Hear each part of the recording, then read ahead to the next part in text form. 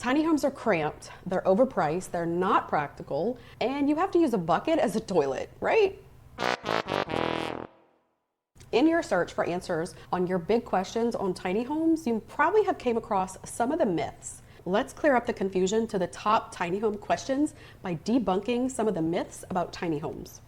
If you're new here, welcome. My name is Erin, and I'm a real estate agent passionate about alternative housing because I understand what's going on in the real estate market. We simply need more options. I create content to help you learn more about tiny homes, ADUs, and maximizing smaller spaces through 2 different YouTube channels. I'll link the other channel in the description. So if you're looking to downsize, find a tiny home community, or retire tiny, you came to the right place. In this video, I'm breaking down 8 of the most common questions or myths about tiny homes that stop people from downsizing or going tiny. Number 7 is where it really gets real. This one could actually boost your property value by 20 to 35%.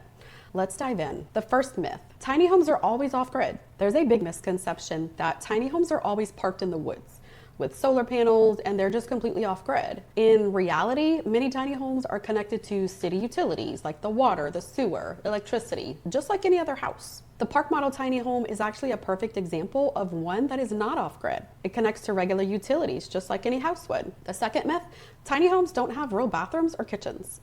Some people think tiny means you're roughing it with a hot plate for the kitchen or even a hose and a bucket for the bathroom. That is just completely not true. Modern tiny homes often have full kitchens with real ovens, fridges, and they have plenty of storage. Your bathroom could have a flush toilet, a walk-in shower, and even bathtubs are common. The third myth, you can't finance a tiny home. You have to pay cash. While traditional mortgages may not apply, there are financing options. So think RV loans. That's for the homes on wheels, a personal loan, or even builder financing. Lenders are catching up to those seeking tiny home financing, and sometimes they're creating brand new products just for them. The fourth myth, tiny homes are only for young, broke millennials. The truth, one of the fastest growing groups going tiny is retirees. 40% of tiny homeowners are over 50. They're looking to trade in big homes for more freedom, fewer chores, and a lifestyle that's just easier to manage. Tiny homes, they're not just for 20-somethings with backpacks.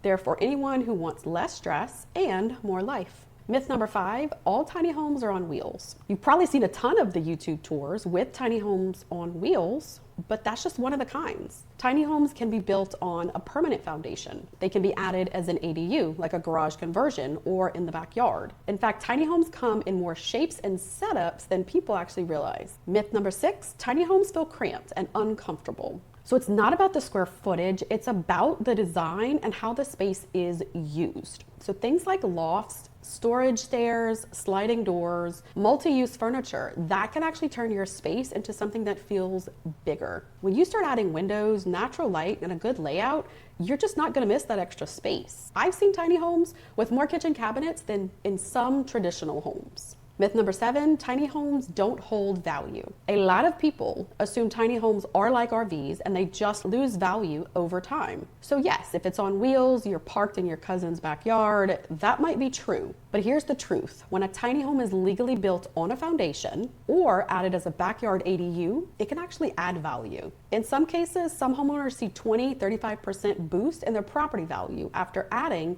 that permitted ADU to their property. This is true for places especially like in California, where there's an ADU popping up on every corner. Myth number 8, it's just a passing trend. I'm happy to say tiny homes aren't going away. They are evolving. With rising housing costs, more people looking to simplify, tiny homes are becoming a long-term solution. They're showing up as backyard rentals, as aging in place options, and affordable starter homes. So to wrap it up, now that you know tiny homes can be on the grid with real bathrooms and real kitchens, you can finance them, you can design them to really maximize a small space. And retirees are quickly joining the new way of living because tiny homes are here to stay. They're practical, they're a flexible way to live smarter. So whether you're dreaming about downsizing, adding an ADU, tiny homes might be a better fit than you ever imagined. I hope you learned something today. Thanks for hanging out with me. If you enjoyed the video and want to help support my mission with ADUs and tiny homes, give this video a like and subscribe. That's going to help me grow. If you've got any thoughts, please leave those in the comments. And if you've got a tiny home story to share, I've got a way to get in touch with me in the description. And don't forget to check out reerin.com for tips, resources, and real-world stories. Check out the next video that I picked just for you right here.